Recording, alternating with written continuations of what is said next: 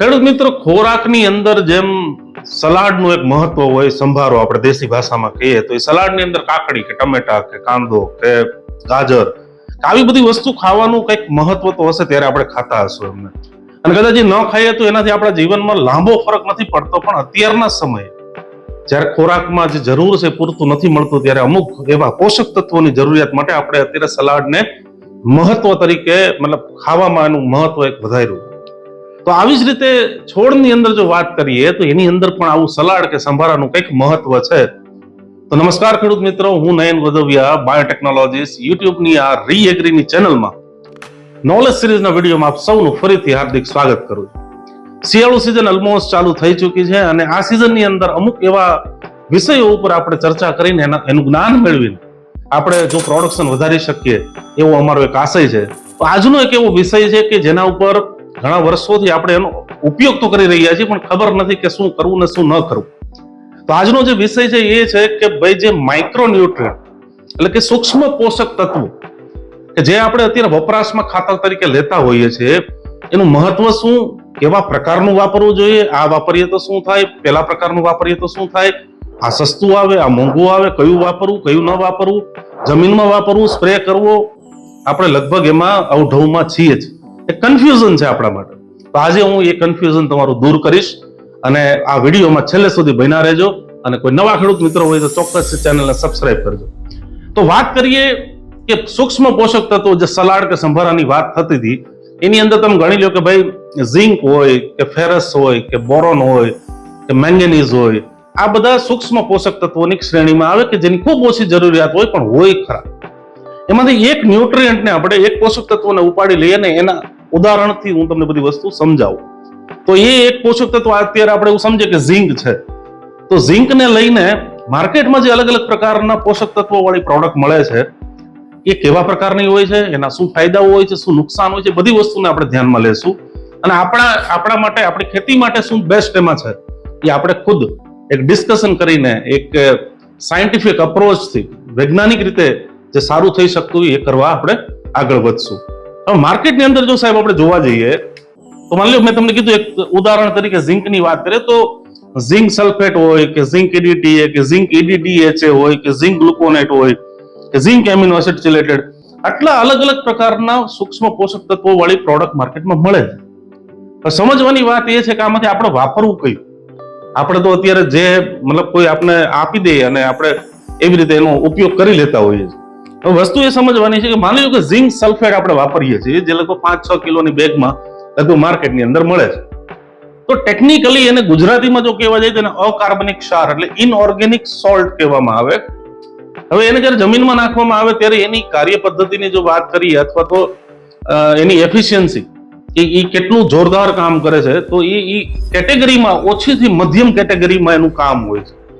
હવે zinc sulphate જ્યારે તમે સોઇલમાં એટલે કે માટીની અંદર નાખો છો, ત્યારે જ્યારે માટીની અંદર એ વસ્તુ નાખવામાં આવે છે ત્યારે લાંબા ગાળા માટે કામ કરે છે. તમને તરત જો સૂક્ષ્મ તત્વોની જરૂરિયાત હોય તો ઝિંક સલ્ફેટ તમે પાયામાં નાખ્યું એટલું ઝડપથી કામ નહીં આપે, કારણ કે એક ઇનઓર્ગેનિક અકાર્બનિક ક્ષાર છે. તો જનરલી ઝિંક સલ્ફેટને જો તમારે વાપરવું હોય તો પાયામાં વાવણી સમયે તમે એ વસ્તુને વાપરી શકો છો. વચ્ચેનો કોઈ પીરિયડ હોય કે જ્યારે ફ્લાવરિંગ છે કે ફ્રૂટિંગ છે કે જ્યારે સૂક્ષ્મ તત્વોની અછત સર્જાય, ત્યારે ઝિંક સલ્ફેટ ત્યાં કામ આવશે નહીં. અને જ્યારે આનો વધારે પડતો ઉપયોગ થતો હોય છે ત્યારે જમીનમાં એક ક્ષારનું પ્રમાણ પણ વધતું હોય છે.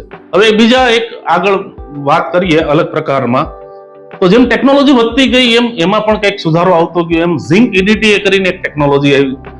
EDTA છે એ ચિલેશનનું કામ કરે. આવા ચિલેશન એટલે શું? ઘણા સૂક્ષ્મ પોષક તત્વો એવા હોય કે આપણી જ્યારે ભારતની જમીનની વાત કરીએ ત્યારે આપણી જમીનમાં લગભગ હાઈ પીએચ એટલે ઓછા ઉપરના પીએચ વાળી જમીનો છે. તો ત્યાં આ બધા તત્વો છે ને એ લભ્ય રહેતા નથી અથવા બીજા સાથે જોડાઈ જાય છે. ત્યારે EDTA એટલે કે ઇથિલિન ડાયમાઇન ટેટ્રાએસિડેટ કરીને એક ચિલેટિંગ એજન્ટ કહેવામાં આવે. એ શું કરે કે EDTA ની ફરતી કોર, માની લો કે એક આવું સ્ટ્રક્ચર છે અને બાઇન્ડિંગ સાઇટ હોય, EDTA જેવું સમજો. અહીંયા ઝિંક હોય કે ફેરસ હોય કે મેંગેનીઝ હોય, એ રીતે એ તત્વો આ બાઇન્ડિંગ સાઇટ ઉપર ચોંટી જાય અને એક સરસ મજાનું સ્ટ્રોંગ એક પકડ એવી બનાવી દે કે જ્યારે તમે એને માટીની અંદર આપો છો ત્યારે એ તત્વ ઝિંક કે ફેરસ એ બીજા કોઈ તત્વો સાથે જોડાઈને અલભ્ય સ્વરૂપમાં ન જાય, એના માટે ચિલેશન કરવામાં આવે કે જેનાથી એ ઝીંક કે ફેરસ કે જે તમારે આપવું છે એ છોડમાં આસાનીથી મળી જાય અને ખોટો વેડફાટ ન થાય. આ વાત થઈ ઝીંક EDTA. હવે એનાથી પણ એક ઊંચી ટેકનોલોજી આવી, પણ ભારતમાં હજુ એટલી પ્રચલિત નથી અને એને કોઈ વાપરતું નથી. એનાથી આગળ એક આવે EDDHA, એટલે કે ઇથિલિન ડાયમાઇન ફિનાઇલ એસિડિક એસિડ, એવું કંઈક એનું નામ છે. એ પણ એક ચિલેટિંગ એજન્ટ જ છે, પણ એટલો બધો ઉપયોગ અત્યારે હાલ એનો ખેતીમાં થતો નથી. હવે જ્યારે ઝિંક EDTA અને ઝિંક EDDHA ની વાત કરીએ ત્યારે એની જે કાર્યક્ષમતા પ્રમાણે મધ્યમથી ઉચ્ચ પ્રકારનું એનું કામ રહેતું હોય છે. એની એફિશિયન્સીની જ્યારે વાત કરીએ, હવે એનાથી પણ આગળ વધીએ, વિજ્ઞાન ઓર આગળ વધ્યું. હવે વાત કરીએ EDTA ની, કે ભાઈ EDTA વાળું ચિલેશન હોય એ ચોક્કસથી સારી વસ્તુ છે. તમે એને સ્પ્રેમાં ઉપયોગ કરી શકો છો, તમે એને જમીનમાં આપી શકો છો. હવે થાય કેવું કે જ્યારે EDTA વાળું સૂક્ષ્મ તત્વો તમે માટીની અંદર આપો છો ત્યારે EDTA છે ને એ સ્ટ્રોંગ ચિલેટિંગ એજન્ટ છે. હવે એવું પણ એ શક્યતા બનશે કે જ્યારે તમે જમીનમાં ઝિંક EDTA આપ્યું હશે ત્યારે એ પોટેશિયમ કે કેલ્શિયમ કે મેગ્નેશિયમ જેવા તત્વોને પણ સાથે બાઇન્ડ કરી લેશે. તો એ જે એની રીતે જમીનમાં હતા એને ફ્રી સોલ્યુશનમાં લઈ આવશે. અને એવી શક્યતા ક્યારેક બને કે વધુ પડતો વરસાદ થયો કે ધોવાણ થયું ત્યારે એ લીચ આઉટ એ તત્વો થઈ જશે કે જેની જરૂર ત્યારે નહોતી એ સમય. તો એક તો પોષક તત્વો જે કામના છે એ સ્ટ્રોંગ ચિલેટિંગ એજન્ટ હોવાના લીધે એની સાથે જોડાય ને એ નિષ્ક્રિય મતલબ લીચ આઉટ થવાની શક્યતા એમાં રહેલી છે. એટલે એક એનું એ નુકસાન કહી શકાય. બીજું EDTA છે આ સિન્થેટિક ચિલેટ છે, એટલે ક્યાંક ને ક્યાંક કેમિકલનો એની અંદર ભાગ છે. જ્યારે વધારે પડતો ઉપયોગ એનો થતો જાય ત્યારે જમીનની અંદર પેલું કે ને સુતેલા અજગરને જગાડવું, એમ જમીનની અંદર નિષ્ક્રિય થયેલા, તમને ખ્યાલ હોય તો લેડ એટલે કે PB કે કેડમિયમ એવા જે હેવી મેટલ્સ કે ભારે ધાતુઓ કહી શકાય જે નુકસાન આપણને કરે છે, એની સાથે ચિલેટ કરીને એને છોડની અંદર એબ્ઝોર્બ એટલે શોષણ કરાવી દે છે ને એ અલ્ટિમેટલી આપણા ફ્રૂટની અંદર આવે ને એ આપણે નુકસાન કરે, એટલે ઝેરી ભારે ધાતુ વાળું આપણે ખાવાનું મળે. એટલે EDTA નું બીજું એક નુકસાન એ છે. બાકી ચોક્કસ એ સ્ટ્રોંગ ચિલેટિંગ એજન્ટ છે, સારું કામ આપશે, આપણે જે સૂક્ષ્મ પોષક તત્વો પહોંચાડવા એ પણ મળશે, પણ અમુક નુકસાન પણ છે. હવે વિજ્ઞાન એનાથી પણ આગળ વિચારીને ગ્લુકોનેટ એટલે કે આ ગ્લુકોનિક એસિડ જે ફર્મેન્ટેશન પ્રોસેસ થી બને ને એને મેટલ હારે બાઇન્ડ કરે એટલે ઝિંક ગ્લુકોનેટ એક એવું ઓર્ગેનિક કોમ્પ્લેક્સનું એક સૂક્ષ્મ તત્વ બનતું હોય છે. તો એની ટેકનિકલી જોવા જાય તો એની જે કાર્યક્ષમતા છે આ બધાય કરતા આની વધારે છે. બરાબર. હવે આનો ઉપયોગ ખૂબ ઓછી માત્રામાં અત્યારે માર્કેટમાં એટલું પ્રચલિત નથી કે થાય છે. અને અત્યારે લેટેસ્ટ વસ્તુની વાત કરીએ કે સૂક્ષ્મ પોષક તત્વોની અંદર જો કોઈ લેટેસ્ટ ટેકનોલોજી હોય તો એ છે ઝિંક, જેને એમિનો એસિડની સાથે ચિલેશન કરવામાં આવે. જેમ આ ચિલેશન સમજાયું એમ જ એમિનો એસિડની ફરતી કોર એ તત્વો બાઇન્ડ થઈ જાય, ચોટી જાય, અને એમિનો એસિડ વાળા સૂક્ષ્મ પોષક તત્વો જે ચિલેટેડ કરેલા છે એનો જ્યારે ફોલિયર એટલે કે સ્પ્રે કરવામાં આવે ત્યારે છોડ એને ઇઝીલી ઓળખી લે છે. અને એ પ્રોટીન વાળો જે એનો માર્ગ છે કે જ્યાંથી પ્રોટીન અંદર બધી બાજુ ફેલાતું હોય એ માર્ગથી અંદર એન્ટર થઈને ઇઝીલી ઝડપથી એમિનો એસિડ ચિલેટેડ ફોર્મમાં સૂક્ષ્મ તત્વો શોષાઈ જાય. એટલે જ્યારે તમને અછત વર્તાય સૂક્ષ્મ પોષક તત્વોની ત્યારે એમિનો એસિડ ચિલેટેડ વાળું જે સૂક્ષ્મ તત્વ મતલબ ખાતર છે એ ખૂબ જ સારું કામ આપે છે.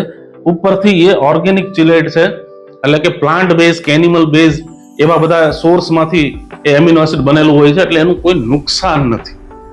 બરાબર. જેમ અહીંયા થોડા ઘણા નુકસાનની વાત થઈ એમાં અહીં નુકસાન નથી, પ્લસ આ ખૂબ જ ઝડપી કામ કરે છે, એટલે ઓછા ડોઝમાં પણ કામ થઈ શકે એમ છે. એટલે જ્યારે આટલી બધી પ્રકારની ટેકનોલોજી અવેલેબલ છે એમાં ઓછીથી મધ્યમની વાત થઈ ઝિંક સલ્ફેટ, પછી EDTA કે EDDHA હોય તો એ મધ્યમથી ઉચ્ચની કેટેગરીમાં આવે, ગ્લુકોનેટ સ્વરૂપ છે એ ઉચ્ચની કેટેગરીમાં, સૌથી ઉચ્ચ કે સારામાં સારી જેની કાર્યપ્રણાલી કે એની એફિશિયન્સીની વાત કરીએ તો એ એમિનો એસિડ ચિલેટેડ સૂક્ષ્મ પોષક તત્વોવાળું ખાતર હોય છે કે જે સૌથી વધારે એફિશિયન્સી ધરાવતું હોય છે, કારણ કે એની અંદર કોઈ નુકસાન થાય એવી કોઈ વસ્તુ નથી. હવે આ વસ્તુ જ્યારે વધારે વાપરીએ ત્યારે મેં તમને નુકસાન પણ સમજાવ્યા, નુકસાન થવાની શક્યતા રહેલી હોય છે. જનરલી માર્કેટની અંદર આ તમને ખૂબ સસ્તું મળતું હોય છે. બરાબર. આ એક એની મીડિયમ પ્રાઇસ રેન્જમાં આ બધાય હોય છે. હવે જ્યારે કોસ્ટ બેનિફિટ રેશિયોની વાત કરીએ ત્યારે હંમેશા આ બધી વસ્તુ વધારે સારી પડતી હોય છે. આ જ્યારે લાંબા સમય માટે કે ભાઈ ઉણપ નથી ને પહેલેથી જ્યારે વાપરવું છે ત્યારે તમે પાયામાં ઝિંક સલ્ફેટ આપી શકો, એમાં કોઈ ડાઉટ નથી. પણ જ્યારે થોડી ઘણી અછત વર્તાય છે ત્યારે ઝિંક સલ્ફેટ કામ નહીં કરે ત્યારે તમારે ચિલેશન વાળી વસ્તુમાં જવું જ પડશે. એટલે આપણે હોશિયાર ખેડૂતો છીએ, રીએગ્રીના ખેડૂતો છે, તો આપણે એટલું મગજ દોડાવીને આપણે વિચારી શકીએ કે આપણે શું વાપરવું છે. અને જ્યારે રેસિડ્યુ ફ્રી ખેતીની વાત કરવાની વાત આવે અને નુકસાન ઓછું કરવાની વાત આવે પ્લસ ઝડપી કાર્યક્ષમતાની વાત આવે ત્યારે હંમેશા ખાલી મારું કે રીએગ્રીનું નથી કહેવાનું, વિજ્ઞાનનું કહેવાનું એવું થાય છે કે તમારે એમિનો એસિડ રિલેટેડ સૂક્ષ્મ પોષક તત્વો વાળું ખાતર વાપરવું જોઈએ, કારણ કે એની કાર્યક્ષમતા પણ ઉચ્ચ છે. તો આ અલગ અલગ પ્રકારના જે ખાતરો માર્કેટમાં અવેલેબલ છે એની મેં તમને કમ્પેરિઝન સમજાવી. એનું મહત્વ તો તમને ખ્યાલ જ છે કે અત્યારે ઝિંક કે ફેરસ કે બોરોન કે મોલિબ્ડેનમ કે મેંગેનીઝ આ બધા સૂક્ષ્મ પોષક તત્વોનું ખૂબ જ મહત્વ છે. તો રીએગ્રીના ખેડૂતો છે તો તમને ખ્યાલ જ છે કે આપણે શું વાપરવાનું છે. હવે રીએગ્રીએ થોડા સમય પહેલા એક સરસ મજાની ન્યુમીન કરીને પ્રોડક્ટ માર્કેટમાં લોન્ચ કરી છે. એના વિશે થોડુંક સમજી લઈએ કે જે એમિનો એસિડ રિલેટેડ છે. તો મિત્રો હમણાં રિસેન્ટલી જે રીએગ્રીએ ન્યુમીન કરીને એક સરસ મજાની પ્રોડક્ટ લોન્ચ કરી છે, જે તમને સમજાયું એમ એમિનો એસિડ ચિલેટેડ સ્વરૂપમાં છે. એની અંદર જો તત્વોની વાત કરીએ તો લગભગ ઝિંક 4% આસપાસ, ફેરસ 2% આસપાસ, કોપર 0.3%, મેંગેનીઝ 0.5%, બોરોન 2%, મોલિબ્ડેનમ 0.1%. અને આની સાથે સાથે સેકન્ડરી ન્યુટ્રિયન્ટ પણ લઈને એક યુનિક એવું કોમ્બિનેશન બનાવ્યું છે કે જેમાં કેલ્શિયમ તમારું 5% આવી જાય, મેગ્નેશિયમ તમારું અલગથી 18% આવી જાય. અને ઓવરઓલ જ્યારે ફોર્મ્યુલેશન બનતું હોય તો એમાં બાય ડિફોલ્ટ સાથે એમિનો એસિડ રિલેટેડ હોવાના લીધે એમાં ટોટલ નાઇટ્રોજન પણ 2% ની આસપાસ રહેતો હોય, ઓર્ગેનિક કાર્બન 5% ની આસપાસ, અને ટોટલ એમિનો એસિડ અને પેપ્ટાઇડ્સ ની વાત કરીએ ત્યારે 12% ની આસપાસ આવું સરસ મજાનું એક સૂક્ષ્મ પોષક તત્વો અને સાથે અમુક સેકન્ડરી ન્યુટ્રિયન્ટ પણ આવી જાય એવું એક ફોર્મ્યુલેશન બનાવવામાં આવ્યું છે.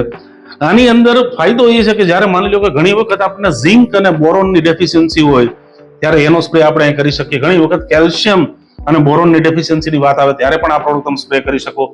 ઘણી વખત ગ્રીનરીનો ઇસ્યુ આવતો હોય છે ત્યારે તમે ફેરસ અને એમિનો એસિડની જરૂરિયાત વધારે થતી હોય તો એ સમયે તમે એનો આ સેમ પ્રોડક્ટનો ઉપયોગ કરી શકો. તો આવી સરસ મજાની પ્રોડક્ટ છે જે ઇઝીલી છોડ એને ઓળખી લે કે ભાઈ એમિનો એસિડ સ્વરૂપમાં છે ને ઇઝીલી એબ્ઝોર્બ અપટેક થઈ જાય.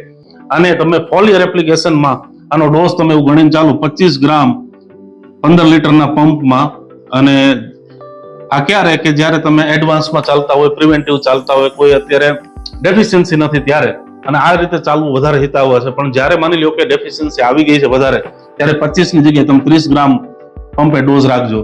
અને સોઇલની જ આ રીતે વાત કરીએ કે જ્યારે આપણે ટ્રીટમેન્ટમાં ચાલતા હોય ત્યારે 400 ગ્રામ પ્રતિ એકર, અને જ્યારે ડેફિશિયન્સી આવી ગઈ હોય ત્યારે જો તમારે સોઇલમાંથી એપ્લિકેશન કરવાની થતી હોય તો એ 800 ગ્રામ પ્રતિ એકર તમે આ માપ રાખી શકો. એક વસ્તુનું ખાલી ધ્યાન રાખવાનું છે કે સૂક્ષ્મ તત્વોને એજ કોઈ બીજા કોઈ ખાતર કે દવા સાથે ભેળવવામાં વાંધો એવો આવતો નથી, પણ જનરલી મિક્સિંગ કરતા હોય કોઈ નવા પ્રકારના ખાતર કે એવી દવાઓ છે તે ધ્યાન રાખવું જોઈએ. પણ આમાં જ્યારે આપણે કેલ્શિયમ ને મેગ્નેશિયમ લીધેલું છે પ્રોડક્ટની અંદરથી અલગથી સાથે, ત્યારે એક વસ્તુનું ધ્યાન એ રાખવાનું છે, ફોસ્ફેટિક ફર્ટિલાઇઝર હોય, માની લો કે 19-19-19 છે કે 12-61-0 અથવા તો 0-52-34 આવા જેમાં ફોસ્ફરસ છે એવા ખાતર આને મિક્સ કરશો તો એ પ્રોપર મિક્સ થશે નહીં. એટલે બાકી જેની અંદર તમે એમોનિયમ સલ્ફેટ ગણી લ્યો અથવા તો તમે 13-0-45 કે 0-0-50 જેની અંદર ફોસ્ફરસ નથી એવા પ્રકારની ખાતર આરે ખૂબ જ સરળતાથી સારી રીતે ભળી જશે. એટલે આ વસ્તુનું એક ધ્યાન રાખવાનું હશે. બાકી આ એક એવું સરસ મજાનું આધુનિક ટેકનોલોજી ન્યુ આરએફ સાયન્સ દ્વારા નિર્મિત આ રીએગ્રીનું ન્યુમીન કરીને ખૂબ સરસ પ્રોડક્ટ માર્કેટમાં છે, અને એટલું બધું કોસ્ટ ઇફેક્ટિવ છે કે તમને એ સ્પ્રે કરવામાં કોઈ એડવાન્સમાં વાંધો પણ નહીં આવે. અને હું આશા રાખું કે આજના વિડીયોની અંદર તમને સૂક્ષ્મ તત્વો આધારિત જે કોઈ પણ ગડમથલ હતી કે કન્ફ્યુઝન હતા એ દૂર થયા હશે. અને હજુ પણ જો સવાલ થતા હોય તો ચોક્કસથી કમેન્ટ સેક્શનમાં આપજો. અને ઇવન મારે એ પણ જાણવું છે કે તમે કયા પ્રકારના માઇક્રોન્યુટ્રિયન્ટ વાપરો છો, કમેન્ટ સેક્શનમાં જણાવજો, જેનાથી અમને પણ ખ્યાલ આવે. બરાબર. બાકી જ્યારે રિઝલ્ટ મળી જાય ત્યારે ફરી વખત કમેન્ટમાં પાછા આવીને પણ તમે નાખી શકો છો. અને હજી જો ચેનલને સબસ્ક્રાઇબ ન કર્યું તો એક હજી રિમાઇન્ડર આપું છું કે ચોક્કસથી રીએગ્રીની ચેનલને સબસ્ક્રાઇબ કરજો અને આવા જ માહિતી સફર વિડીયો માટે બનેલા રહેજો. આવતા વિડીયો સુધી રાહ જોશું. જય હિન્દ, જય ભારત, જય જવાન, જય કિસાન.